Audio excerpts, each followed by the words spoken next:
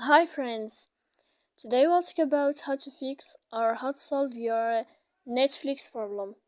To know how to fix or how to solve your Netflix, you should just go to settings. After that, in this page, we click apps, default apps, app settings. Here in this page, you will enter to the window of Netflix app. Then in this list of app info, you will click on first app and you click OK. Here we'll enter to the window of storage. After that, we click clear cache. Don't click clear data because that can cause you errors on your app. And in the end, you can turn off your Wi-Fi. So please don't forget to support us by like and subscribe.